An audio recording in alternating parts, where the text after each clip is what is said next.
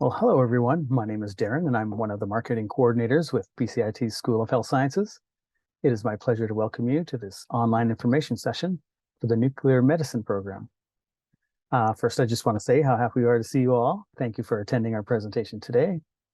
I want you to know you can feel free to post any questions or comments you have into the chat during the presentation, and we will address as many of those questions as we can near the end of the presentation in the Q&A segment.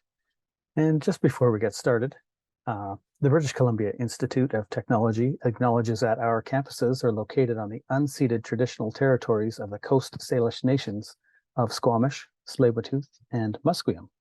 And our agenda for today, we're going to go through some welcome and introductions. Then we'll watch a quick nuclear medicine program video. We'll go through the presentation and program overviews, and then we'll have some program advising information. And at the very end, we'll do questions and answers. So please stick around for that. That should be great. We'll have an advisor and a couple of program heads, and perhaps even a student online for you to ask questions. Actually, right now, I'm going to bring up a poll, just one question poll for everyone, just so we can see where everyone's at.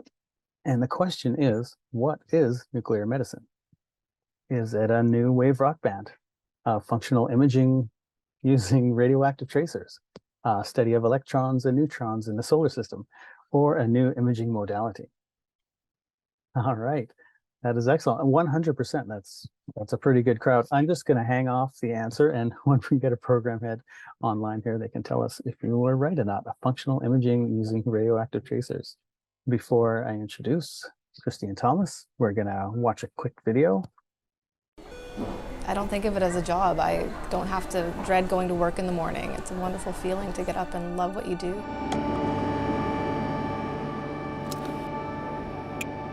Quality control is of utmost importance with nuclear medicine. So tracers that we prepare for our patients will make or break their diagnoses, and the highest quality is necessary to get the best images for these patients.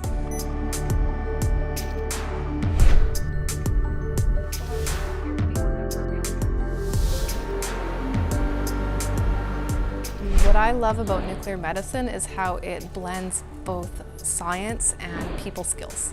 So I get to work in a lab and use really fancy high-tech equipment, but I also get to work with patients and make a difference, hopefully, in their lives. And it's a great balance to have a blend of both worlds.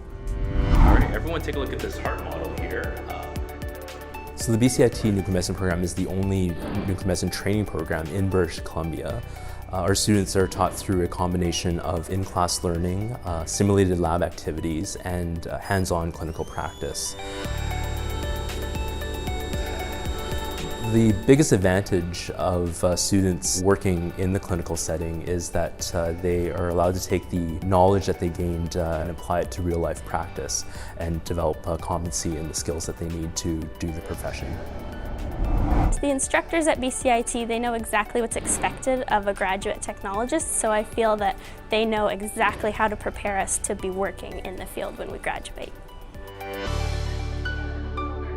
Usually by the end of the test, I can take the most fearful patient and make them feel like they've had a really good time with us here in nuclear medicine. Sometimes you can really get to know patients and you feel like you're really making a difference in their lives. That's really rewarding.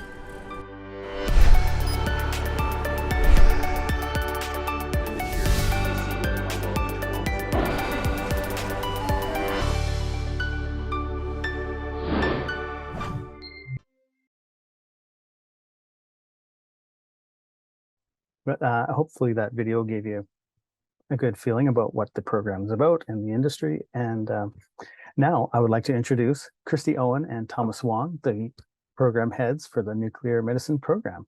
Take it away. I'm going to start off here. So my name is Christy Owen, and I'm one of the program heads for nuclear medicine. And Thomas will be taking over, so you'll be hearing from him as well. Just a brief description of what nuclear medicine is. So it uses biological tracers that are attached to a radioactive material. And we administer this to a patient in various different ways. And we use a gamma camera to image where these radioactive tracers go. And it's very unique because we're looking at the function of the body at a metabolic, even down to a cellular level. So that's pretty cool. Thank you. So some fun facts about nuclear medicine is that it's not a 24/7 run department. So you're not looking at um, 12-hour shifts typically, nor night shifts, which is great if you're looking for a job or career that supports like a family at home and or that sort of lifestyle. We do both diagnostic and therapeutic types of imaging procedures and tests.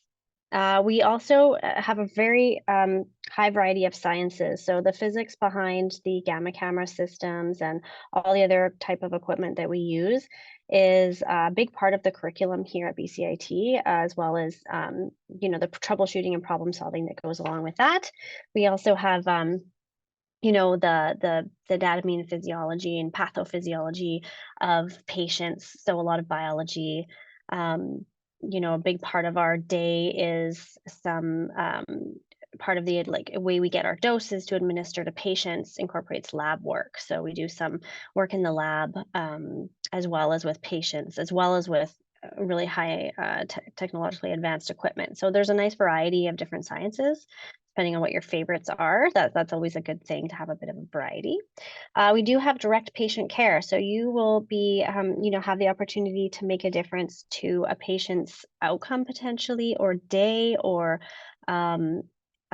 just their experience in our healthcare field, which we all know is difficult these days. And there's, lots of things impeding good patient care. So we really want to encourage our students to, empower them to be very empathetic and amazing young healthcare workers. Typically, our nuclear medicine programs take place, departments take place in a hospital setting. There is one private clinic in BC, but the rest are in a hospital setting. Not all hospitals have a nuclear medicine department. Most of the big ones all do, but the smaller sites typically don't have a nuclear medicine department. As far as what does a day look like in our nuclear medicine department, you do have a nice variety each day. So you're not doing the same types of exams typically. So, we're imaging all the body's organ system. So we can do imaging of the thyroid or the brain or the heart or the lungs or the liver or the bones.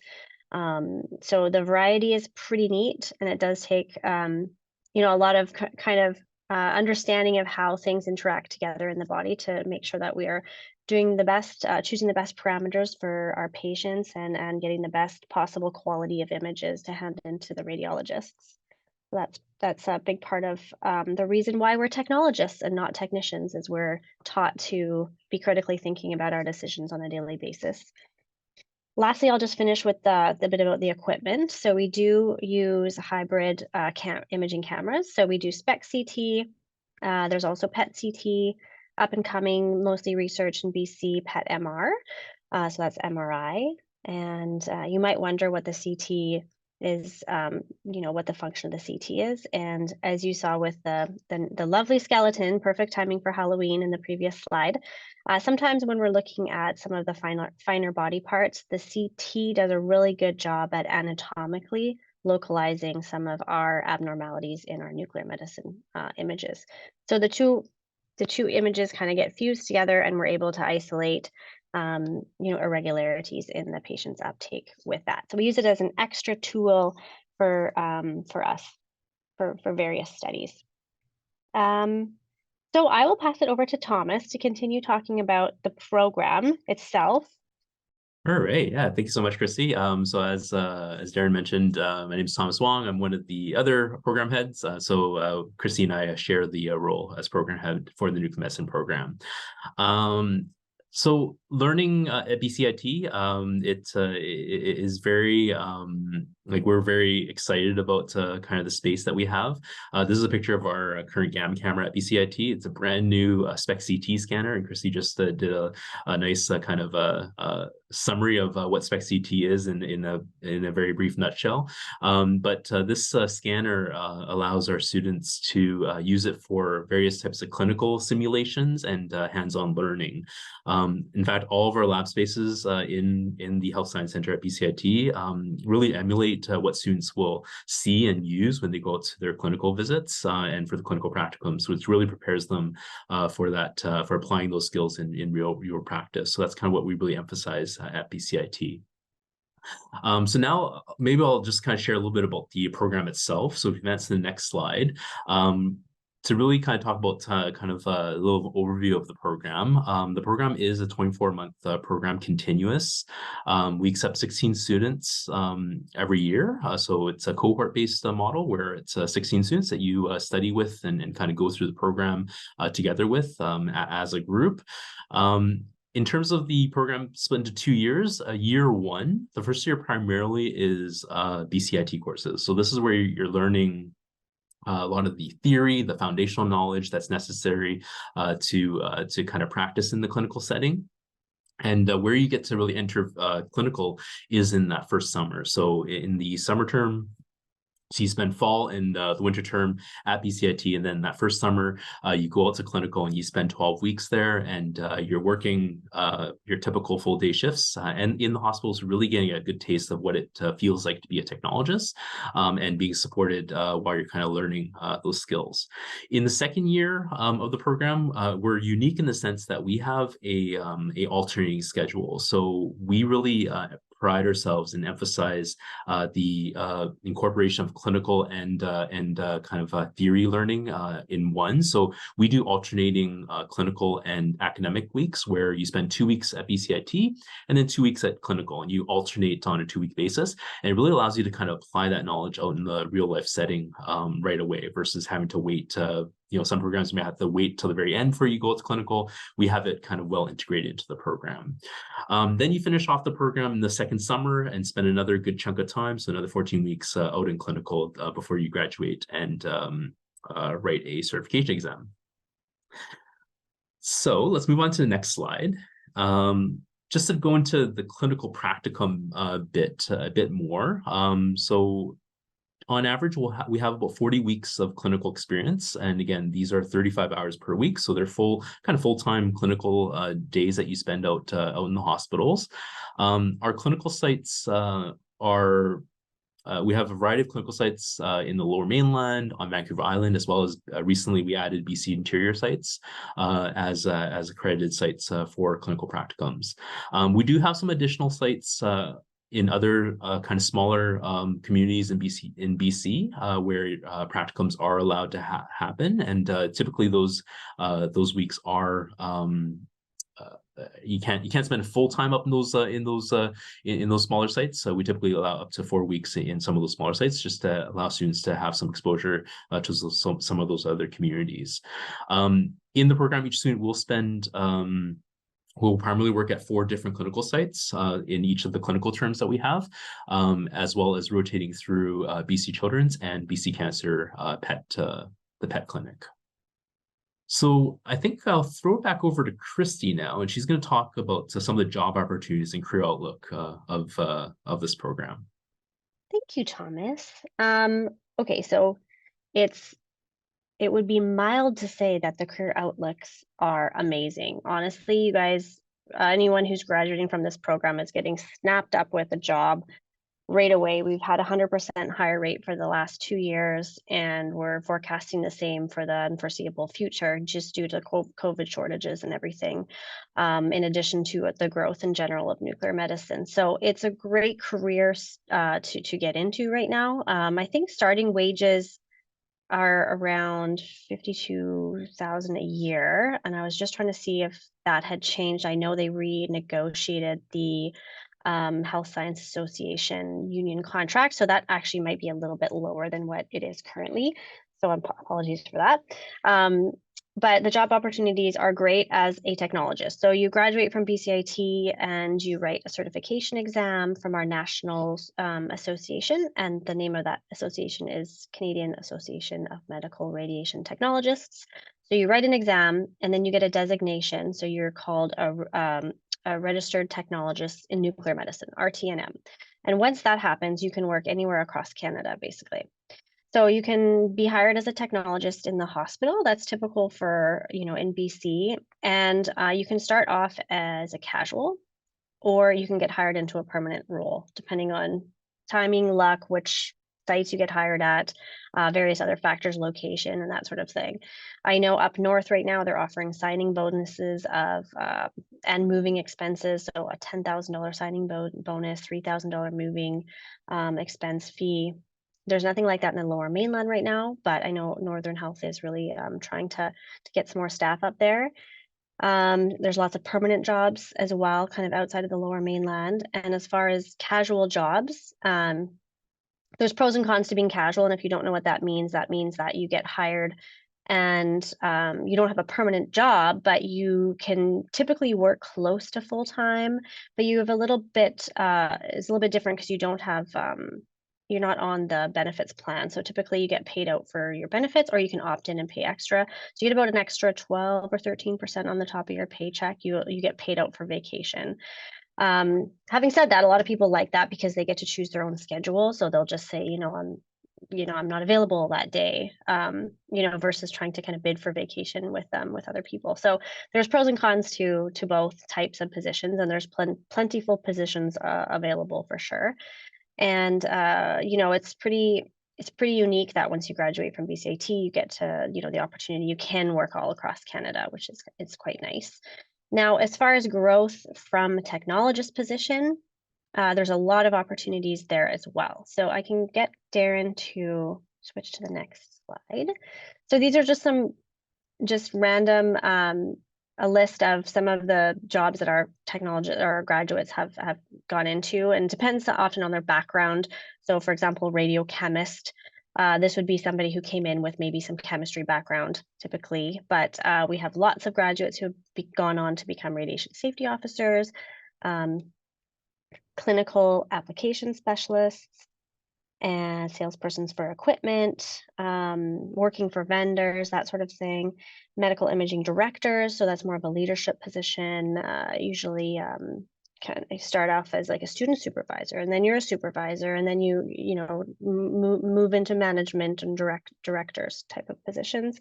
There's lots of research happening right now, research projects, especially with all the up and coming changes with nuclear medicine involving theranostics, or you can, end up stuck here at BCIT with Thomas and I as educators. So there's lots of options. This is not an inclusive list, and it's really exciting to see where our grads have gone and what direction they have taken, because we're always surprised with some of the roles that they're eligible to be working in. And I just wanted to mention that yes, Thomas, you just made a comment about casual. Good. Okay. Next slide is onto our second year student, and his name is Sam, and he's with us here today. So this is a special treat for us. We don't always have a student who will dedicate the time to come hang out with us during our info session. But Sam is a second year student, and he is going to tell you a little bit about his experience in the program, and maybe his experience in clinical, and what it's like to be a student and where he sees himself going. So I'll pass it over to Sam, and thank you so much, Sam. All right, thank you, Christy. So my name is Sam, as it's been mentioned. I'm currently a second year student in the nuclear medicine program. How I got into this program was actually rather through serendipity. I came straight into the program out of high school, and I knew I wanted to do something related with healthcare, but I didn't want to become a nurse. I didn't want to go into med school. So I looked on the BCIT homepage, and I found that out of all the imaging practices, nuclear medicine was the only one that you could go into straight out of high school. So I kind of picked this program without having any idea of what it was, and I think that's the case with a lot of people. And I must say it's been a very enjoyable and positive experience for the most part. I must admit that at times the workload can be challenging, It is a rather rigorous program because it's implementing and it's an amalgamation of all the sciences as well as patient care and all the miscellaneous things that come with being a nuclear medicine technologist. But I wish to sort of speak a little about the program itself.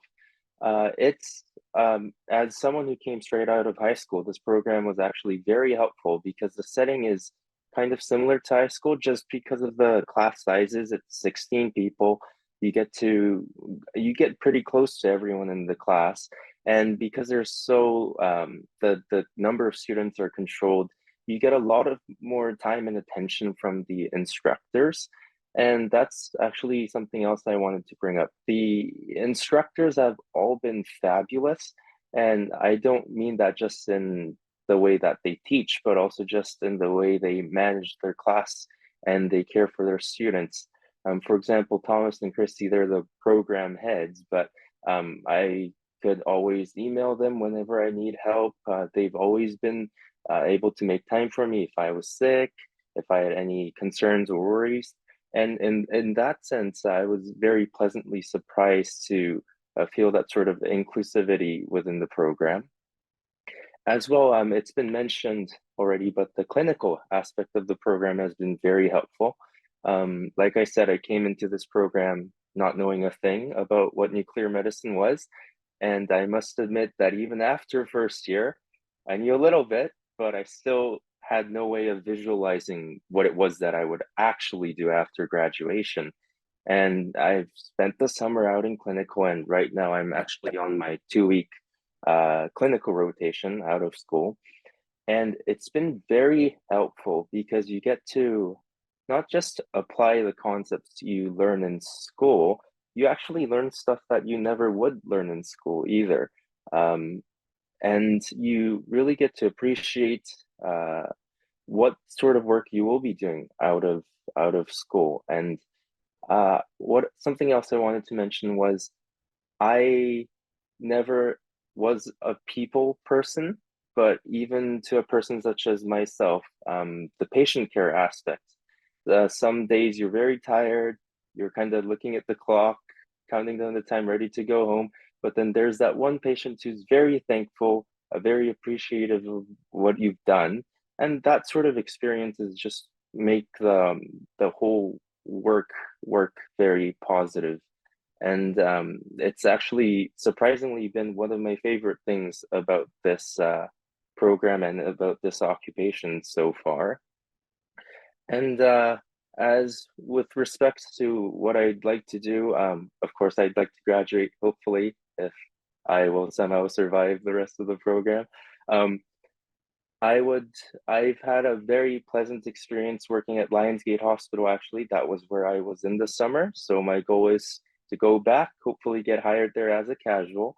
I actually do think that the casual position is very flexible, and I would love to start as a casual and maybe keep it that way for a couple of years. And then maybe I'll see where it takes me from there on. Maybe I'll go on to be one of those many other opportunities that Christy mentioned. Maybe I'll stay within nuclear medicine, but I guess time will tell. And I think that pretty much covers what I wanted to say about this program. It's been a blast so far.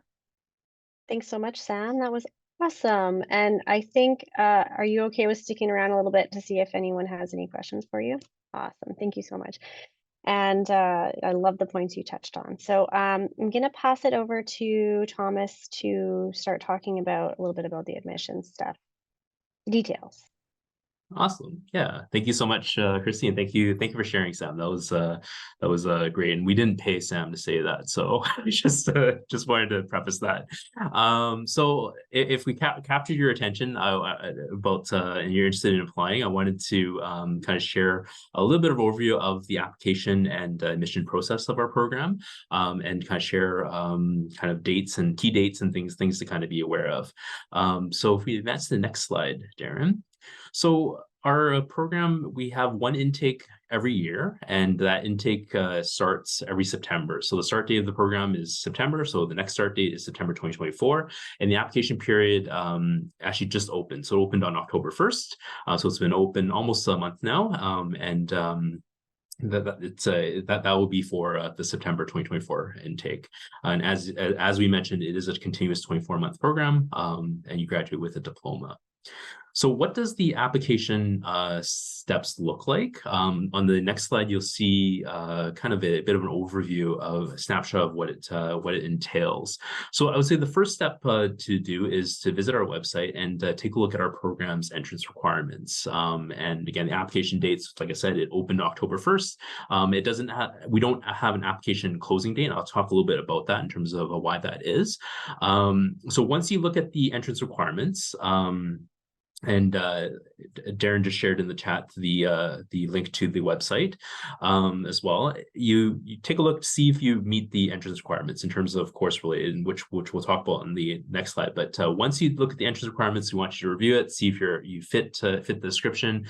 And the first step you do is to submit a pre-entry assessment form. So on the website, you'll find a attachment. It's a PDF document that you would download, and it has a series of questions that you go through. You answer the questions in as much detail as you need. What you do with that form is once you finish it, you submit it back to the program. So the instructions are to email it to our program assistant, which at the end of the slideshow, we'll have some emails for you to kind of write down. You email it to our program assistant, and it gets sent to Christy and myself, and we review it.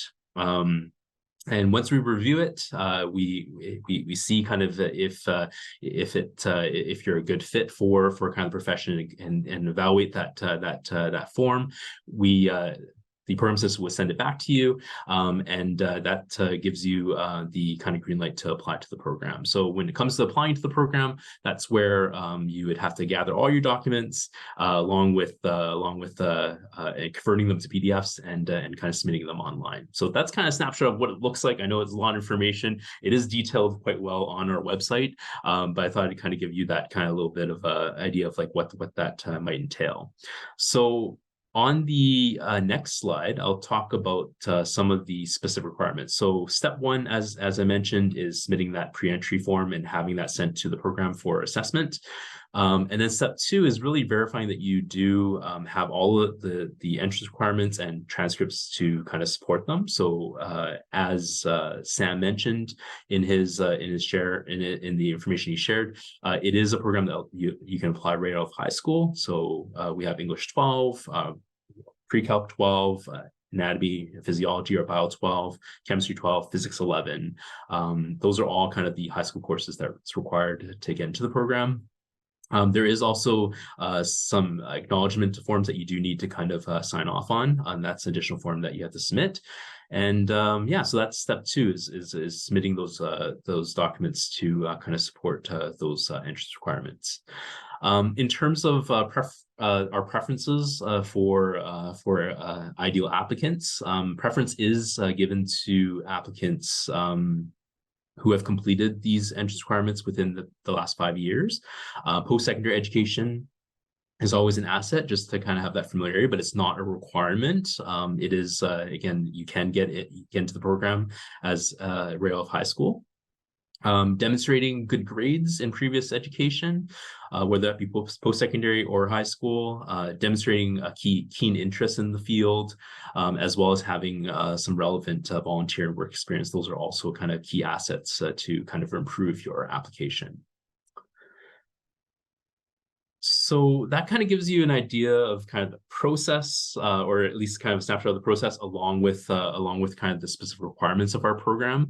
I'm going to send it back to Christy now, and she's going to kind of maybe do a little bit less rushed walkthrough of what that process looks like in terms of applying. Thank you, Thomas. I'll try to do a good job here. So, you know what? It doesn't mention the pre-assessment. Can I just haphazardly talk about that? Yeah, I think so. So I think Okay. so now that they've submitted the form, they've applied. What can they expect? Okay, so yeah, so admission's gonna assess your application within 2 to 4 weeks. So once you've been given the go-ahead to complete your online application, you go and you do that. Then applications that are complete, you have all the requirements, they're then sent to us. So we just double check, make sure everything looks good, and you guys would be sent a letter of acceptance based on the date that you applied. That's how that works, and it's typically within 2 to 4 weeks. Now, we have just changed our application model, so we're ironing out a few wrinkles here and there. So if you have sent something in to us, you can feel free to reach out to us, but we are just kind of figuring out this new way of looking at our applicants. So just be a little patient, and hopefully you guys will hear back very soon. So laddering opportunities. Okay, so I mentioned a bunch of jobs that you can get as an entry-level technologist or potentially after being in the field for a little while. But what if you're like Sam, just out of high school and you still have lots of, school left and you want to keep learning more things? What can you do to ladder on top of this diploma? So there is a post-diploma MRI program, so magnetic resonance imaging. Advanced certificate. So you can do that through BCIT. There's also a bachelor's degree through Thompson Rivers University. So you get a dedicated amount of credits from the diploma program that go towards that program, and then you make up with other courses. There's also a health leadership advanced certificate. That is a post-diploma certificate that you can work towards. And a lot of these things can be done on a part-time basis. So you can be working and you can be taking some courses at the same time. So that's always really conducive. There's Bachelor of Technology in Technology Management, also through BCIT. A lot of our technologists, because they're working with CT so much, they automatically start towards their CT through CT certificate, and that's through our professional association as well. So there are opportunities there for you if you are still keen on school once you're done with our program. And I think we can move over to you now, Darren. So Darren's going to talk a little bit about what kind of support you have here at BCIT to support your success, which I must say there's just so many options for students, and our students are really lucky with the variety of supports that BCIT provides. So. Great. Thank you so much, Christy. And thank you, Thomas. And thank you very much, Sam. We really appreciate all that excellent information. And we're just going to move away from academics just for a moment. And I'd like to let you know BCIT is committed to supporting students in a holistic sense. And we want you to succeed not only in your academics, but also outside of school. Some of the student services are available to you as a prospective student, and others will be available to you once you become an enrolled student. If you're Indigenous, BCIT's Indigenous Initiatives Department is there for you to ensure a smooth transition into your first year, and they offer peer-to-peer mentorship, a welcoming gathering place, and provide clarification on Indigenous funding. BCIT's awards, scholarships, and bursaries are listed on our Financial Aid and Awards webpage, and I'd like to mention that we have a President's Entrance Award, and that selection is based on academic achievement, but also volunteer and community service. So please contact the Financial Aid directly for more information on that. BCIT is committed to providing assistance to students with permanent or temporary disabilities. And if you have been accepted to a program and you believe you may need accommodation to be successful, I'd encourage you to connect with our Accessibility Services Department, and that's all very confidential. BCIT Student Health Services is a health clinic located on the Burnaby campus, and they provide medical care for current BCIT students all year round. And we also have a counseling and student development department available to help you enhance your educational performance and maximize your success as a student at BCIT. And definitely our recreation services promotes, encourages, and enables the practice of physical well-being, and we consider recreation an integral part of campus life and welcome all students to enjoy their services. And they have just opened a brand new climbing wall. You might want to come and check that out. And just a little bit about program advising. Don't hesitate to contact program advising if you have a question or you're unsure of something. They can answer questions regarding entrance requirements, the application process, student resources, success strategies, program schedules, and many other things. And they're available to assist you on specific days by telephone, email, or by in-person or virtual appointments. And please go to the webpage at bcit.ca/advising for their most up-to-date contact information and service hours. And if your inquiry is time sensitive, please call during the telephone advising hours, because that's the best option to get your answers quickly. And of course, we'd love for you to connect with us on social media. Aside from Nuclear Medicine's Instagram, Health Sciences has their own Facebook, Twitter, Instagram, YouTube, TikTok, and LinkedIn accounts. And if you like any of those, please connect with us. You can learn a lot more on the bcit.ca website. You can sign up for tours, a lot of programs you spend a day where you get to be a student for a day, big info and info sessions like this you can sign up for. And of course, advising to get answers from program advisors. Here is the Instagram Nuclear Medicine handle.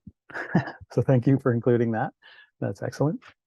And with that, that brings us to questions and answers. It's been very quiet in the chat, I noticed, but right now is a great time to ask any questions you might have.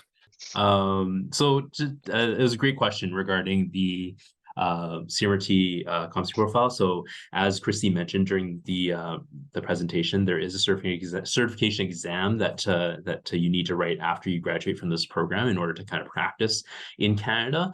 And our curriculum is built on the competency profile. And you may have noticed, if you've been to our website, we do have a note about some curriculum revisions and edits that we're currently kind of undergoing. And it really is to kind of align our curriculum to kind of meet the new competency profile. In terms of length of program, those will not be changing. So it is still going to remain as a 2-year program. And in terms of number of courses, the courses that you see kind of on our current website may look a little different once our curriculum changes have been implemented. But for the most part, the themes of the courses are going to be fairly similar. So in terms of the number of courses and the types of courses, some of those topics might be slightly adjusted, but you shouldn't see any sort of lengthening of the program. It's not going to be a longer program, but might be some slight tweaks to kind of the content that the courses are going to be teaching. In terms of the workload, one of the key things that was driving some of the changes for our curriculum was to address the sheer amount of workload in our program. So we are working kind of hard as part of some of the curriculum revisions to find opportunities and ways to kind of reduce some of the workload. So that in a nutshell, hopefully I answered the question, but long story short, not going to be a longer program, still going to be a 2-year program. Christy, did you want to add anything to that? Yeah, sure. I'll just say that I can't recall if there's more courses or less. Sometimes we're splitting a course that would normally be in a 20-week term. We're doing in 2 smaller courses, so they might be, named as 2 smaller courses, but they build on each other. So logistically, what we desired, like Thomas said, is less workload. We wanted to streamline the content. We needed to add in some content to make sure that we are capturing the new competency profile. We added some also future proofing to make sure we're looking at what's happening in nuclear medicine right now and what kind of tools we can give our students for the future. And as far as the length of the program, it stays the same, but we are reducing clinical weeks by 4. So right now we're at 40 weeks. We're going to be reducing to 36 weeks. That's the plan right now. And you have some more questions here. It's Jeffrey, right? Jeffrey. So if you're accepted early, are there any courses you can take in advance? And that's a really good question. We did historically give some course credit for one of our math courses, the statistics course, but we have not yet looked to see if we can still do the same with the new program. So what I would invite you to do is shoot us an email. Our contact info is going to be on the next slide, just as a follow-up to this, and let us look into that, and we'll get back to you. There's one, so that would be one course, like it's a math statistics kind of course that perhaps you could take before, or if you had done something previously equivalent, maybe. But most of our courses, and this is the point, are so focused on nuclear medicine. They're not basic foundational courses that are kind of, that anyone can take. They're all really geared towards your career as a nuclear medicine technologist. So it's really hard to kind of give credit, or do them early without already being in the program. I'll keep going. At what point are students told where their practicum placement will be? That's a really good question. So their first practicum placement is in the summer, the first big one. And that's usually told to our students in and around spring break. So March, which gives them at least 2 months to find, if they're going somewhere else or they choose to find accommodation or organize their living accommodations. But typically most of our students do get sites in the Lower Mainland if they desire. We usually have 1 or 2 applicants who are from the island, and that's great because they want to go home for summer and we send them to the island. Occasionally we have to randomly select somebody to go to the island or the interior if we're short clinical placements, but it hasn't happened in a few years. So we're hoping that continues on this pattern. Thomas, you want me to keep going? Then MT competency profile. Do you want to do that one? Sure. About Yeah. MRI and sonography? Yeah. Yeah, another great question regarding the competency profile, and then it is the basic knowledge of other modalities. So other imaging modalities, other professions. Something we have in our program is something called interprofessional education. So it's really learning about other professions within healthcare that nuclear medicine technologists may kind of work with and alongside, and having that awareness of what other professions do. So in the context specifically for MRI and sonography, it wouldn't be the knowledge to be able to work in those fields. Having said that, after finishing the program, there are typically some advanced certificate programs that you can take kind of after the program, where if you do want to do some additional training in MRI, which Christy mentioned, or sonography even, there are some opportunities for that. Now, one modality that Christy mentioned in the presentation was CT. So because CT, our cameras have CT, our students do learn a fair amount of CT in the program, and they also do CT practicums in a dedicated CT department. So that's where it would be a little slightly different, because we just had two from our recent grad class, 2 students graduate the program, and they got hired on directly into CT departments to work and start learning kind of on the job some additional CT practices. So I would say CT is kind of the one kind of modality where our students will probably have a lot more kind of training, where they could potentially seek some job opportunities after graduation.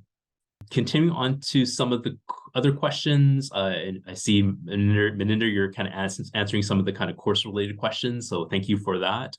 So I do, Christy and I do defer to Maninder for kind of course-related kind of equivalencies to any sort of requirements.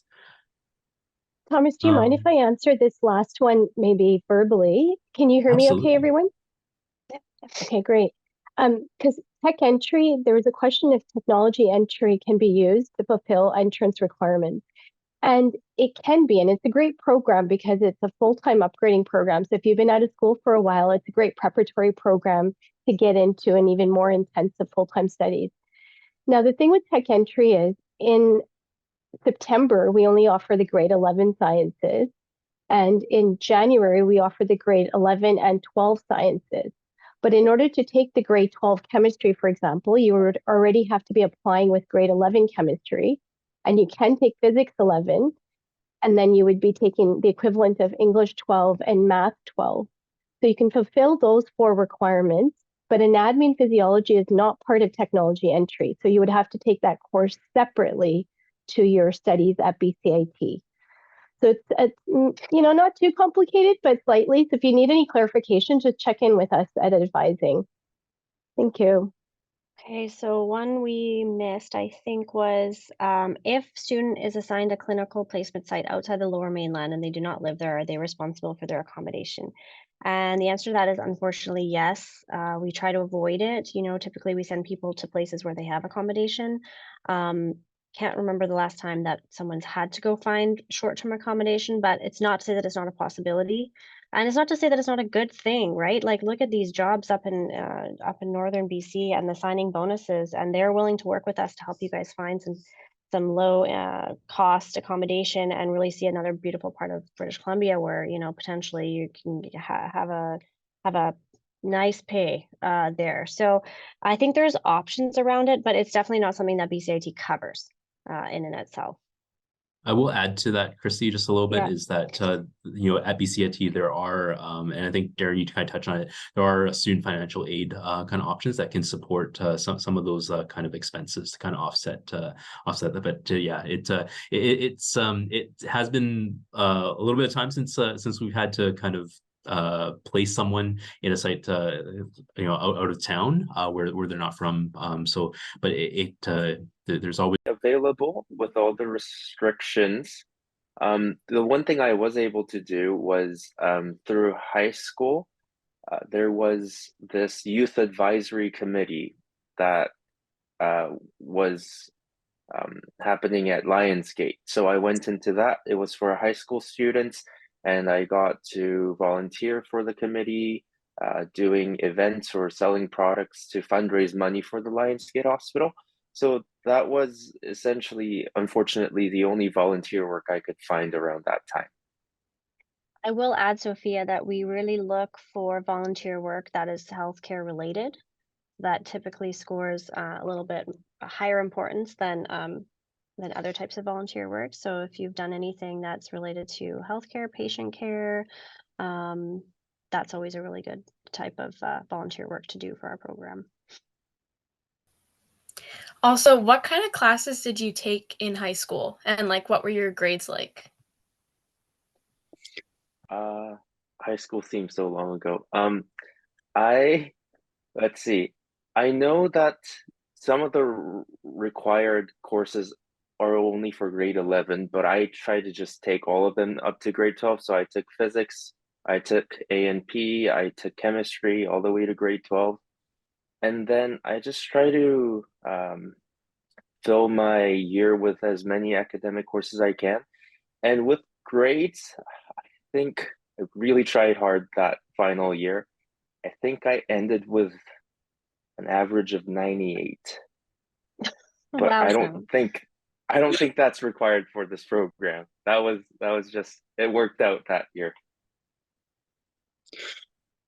Yeah, Sophia, we've changed our model, our admission model. So we look less at exactly which grades and how they rank, and more we look at the pre-assessment questionnaire, and then your date of application. So as long as you have the requirements, technically right now that's all you need. I think there was a question about oh, sorry, Alex has got a question, but just remind me after Thomas. There's a question about recency too. I don't know if we should address that, but let's go to Alex. Yes, Alex. Yes. We recognize your names. It's in process. Hang in there. So we, like I kind of alluded to before, Thomas and I made the decision to change our application model to first qualified and add the pre-assessment form, but this is the first time we've ever had a pre-assessment form before. And so there was a little bit of learning curve just to make sure that we have all our ducks in a row with that, but we still keep your dates in order. So no one's gonna come, if you have applied and you have sent us a pre-assessment form, hang in there, we're gonna get back to you really soon. And you're not going to be, overtaken by someone who's applied after you, if that's a concern. Anything to add, Thomas? Nope, exactly that. So it's it's really it does take some time for Christy and myself to kind of review the pre-assessment forms. But yeah, it's you once you send it, you hear back from our program assistant, Leanna Wong, and her email was on that slide, and it is on the website as well in terms of kind of the point of contact with respect to that form. So, but at any point, if you did submit your form and you have questions, by all means, reach out to the program and inquire, and we'll be happy to try to answer and give you kind of more information that way. So our goal, I think, Thomas, was by the end of next week to get back to everyone who we've currently had apply, correct? Yes, that's correct. That's our goal. I think that's a fair goal. And so you'll hear from Leanna, and then you'll be invited to actually apply. And so as soon as you hear from Leanna, it would be important for you to consider putting in your application, because that Am I correct in saying that that will be the date that we use, Thomas? The date Yes, their it's full application gets submitted. yes. So we will get back to you in order of how when you submitted your pre-assessment, but you'll be considered based on when you finish applying officially from admissions. Yeah. Hopefully that answers your question. Is that okay there, Alex? Does that answer your question? Okay. Thanks. Sam has Could a I question. just add something? Yeah. No, I just wanted to mention for anyone applying out of high school and they're handing in their midterm marks for courses they haven't quite finished yet. I also had that problem, and I handed in, I think, like a precursory transcript. That didn't work. I'm not sure if they've changed it, but if it's the same as it was for me, you actually need to get an extra form. It's all on the website. And you need to get your teacher to sign it for you to show proof of the grades and such. Just wanted to let you know because I was kind of sidetracked by that initially. Good advice. I wish Maninder was still here to confirm that, but we did give program advising, so you can always shoot her an email this week if you're from high school and you want to know that process to get your ducks in a row. I just want to say thank you to everyone who came back, and very sorry about the technical difficulties. We'll splice the video together as best we can and send a copy of the slide deck and a link to the video as soon as we can, maybe 7 or 12 days. And if there's no more questions, I want to thank everyone for being with us today and wish you all the best in your future in health sciences. And thank you so much. Once again, I apologize for the technical difficulties, but I hope you have a great rest of your evening. It's a beautiful night. Well, at least it is here. And I hope it is where you are too. And yeah, if you have any further questions, please email Christy Thomas or the program assistant Leanna Wong or program advising. Thanks to you guys. Thanks, Darren, and thanks, Sam. And you guys, everybody take care. Thanks, everyone. Thank you. Thank you.